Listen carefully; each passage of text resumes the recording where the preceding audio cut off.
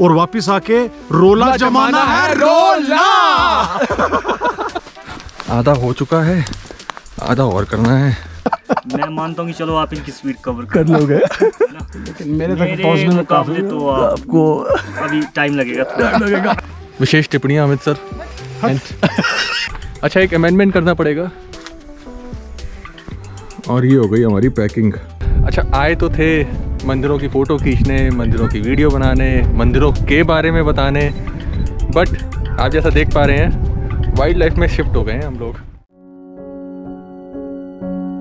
परंपराओं और विरासत की अगर बात करें तो भारत पूरी दुनिया में सबसे धनी देश माना जाता है।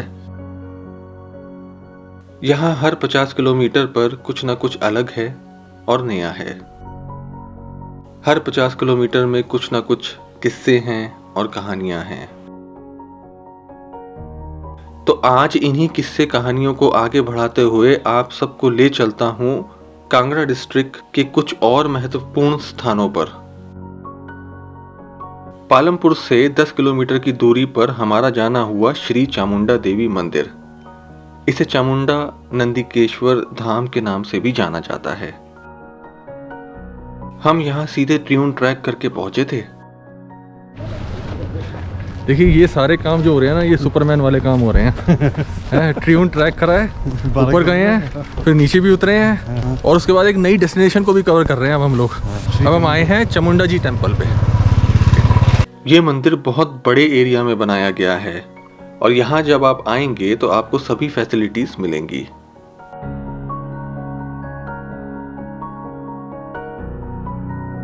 रजिस्ट्रेशन कराना पड़ेगा यहाँ पर।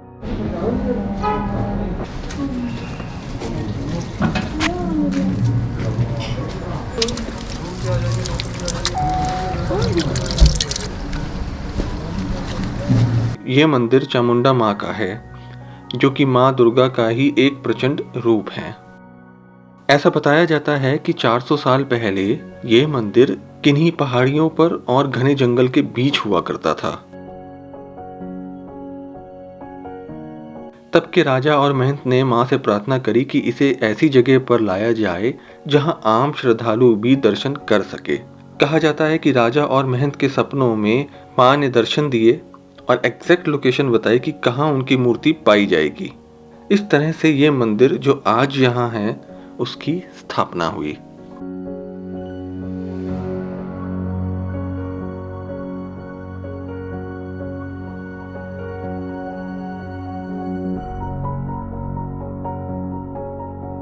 मंदिर का कॉम्प्लेक्स इतना बड़ा है कि कोविड से पहले यहाँ लोग बोटिंग भी किया करते थे।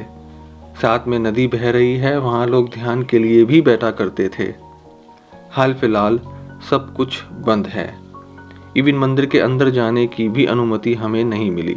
उम्मीद है जल्द ही सब ठीक होगा। क्या आपको पता है कि केवल हिमाचल प्रदेश में ही 2000 से ज्यादा मंदिर हैं? मतलब हर गांव और शहर में कोई ना कोई प्रमुख मंदिर है। जब मुझे इस बात का पता चला तो ऐसा लगा जैसे ये सब घूमने में अभी कम से कम 2 साल का वक्त और लग सकता है। यहाँ के लोगों की आस्था भगवान शिव और देवी माँ में ज्यादा मालूम पड़ती है। शायद इसीलिए ही यहाँ पर इनके मंदिर की बहुतायत देखने को मिलती है। हिमाचल इतना सुंदर है कि यहाँ मंदिरों में जाना भी अपने आप में एक अनोखा अनुभव बन जाता है।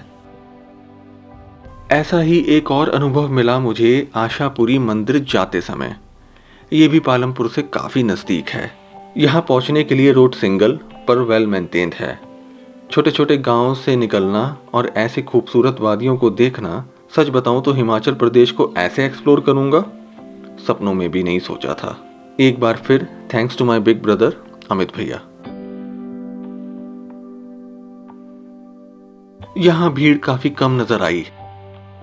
इस मंदिर की लोकप्रियता का अंदाज़ा आप इस बात से लगा सकते हैं कि इसके प्रवेश द्वार से लगभग 1.5-2 किलोमीटर पहले ही यहाँ पूजा पाठ की सामग्री की दुकानें नजर आने लगती हैं।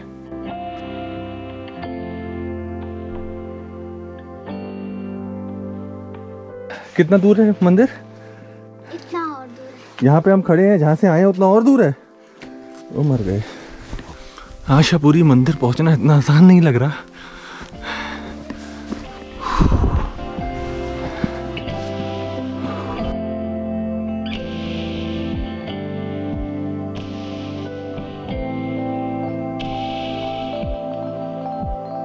बट थोड़ी और सीढ़ियां।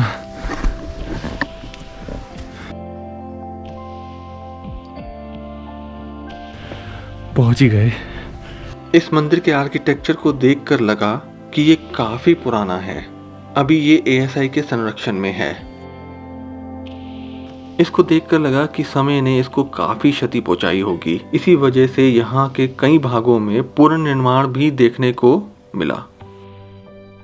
मां आशापुरी को वैष्णो देवी का ही रूप माना जाता है और इस मंदिर की स्थापना पांडवों ने तब की थी जब वो अपने 1 साल के वनवास पर थे।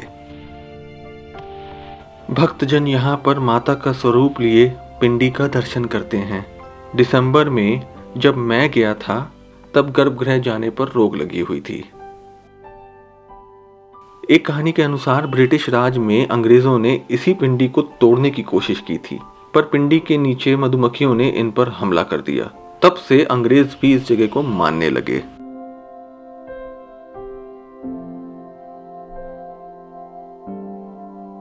आशापुरी एक बेहद खूबसूरत और शांत जगह लगी मुझे। अगर आप पालमपुर आ रहे हैं तो यहाँ आना बिल्कुल ना भूलें।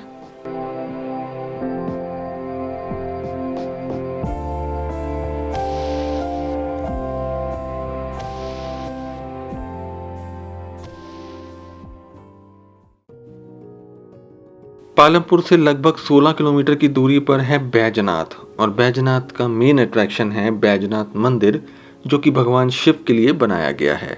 अब हम आ गए हैं बैजनाथ मंदिर, जो कि शिव मंदिर है और बहुत मान्यता है। काफी प्राचीन भी है।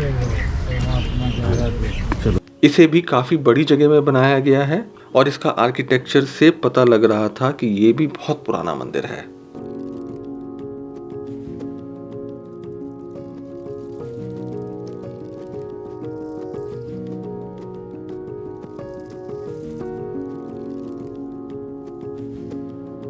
मंदिर बहुत अच्छे से प्रिजर्व रखा हुआ है। इसकी दीवारों पर आज भी कलाकृतियां और नक्काशी साफ देखी जा सकती है। माना जाता है कि रावण ने कैलाश पर भगवान शिव की बड़ी तपस्या करी। भगवान शिव ने खुश होकर इन्हें दर्शन दिए और मुंह मांगे वरदान भी दिए। रावण भगवान शिव को अपने साथ लंका भी ले जाना चाहता था, जिसकी प्रतिक्रिया में भगवान ने खुद को शिवलिंग में बदल दिया और कहा, जहां भी ये पहली बार जमीन पर रखा जाएगा मैं वहां ही वास करूंगा। कहा जाता है कि भगवान गणेश ने छल से शिवलिंग यहाँ यानी बैजनाथ में ही रखवा दिया। दुर्भाग्यवश रावण को खाली हाथ ही जाना पड़ा था।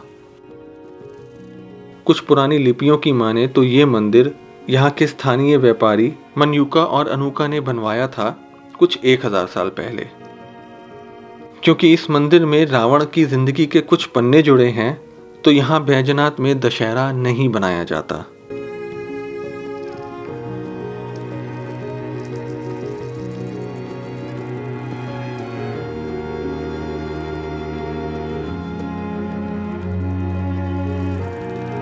बैजनाथ में एक महाकाल का मंदिर भी है, वो भी हमने देखा। ये भी बहुत पुराना मंदिर है और माना जाता है कि पांडवों ने इसकी स्थापना करी थी।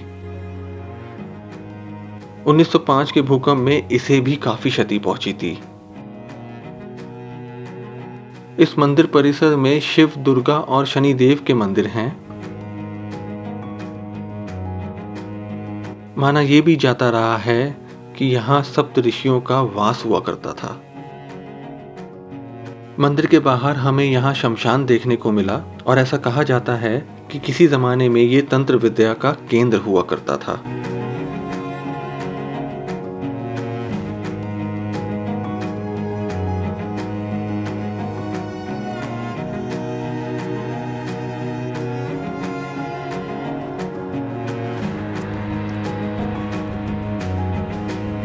ये तीनों मंदिर पालमपुर से कवर करे जा सकते हैं और सबसे आसान रहेगा अगर आप इन तीनों के लिए या तो टैक्सी करें या अपने व्हीकल से आएं। ऐसे में आप ये तीनों मंदिर और पालमपुर के आसपास की जगह जो पिछले वीडियो में मैंने दिखाए थे 2-3 दिनों में अच्छे से देख लेंगे। आशा करता हूँ कि ये वीडियो आपको पसंद आई होगी। जल्दी लौटूंगा अगले एपिसोड के साथ।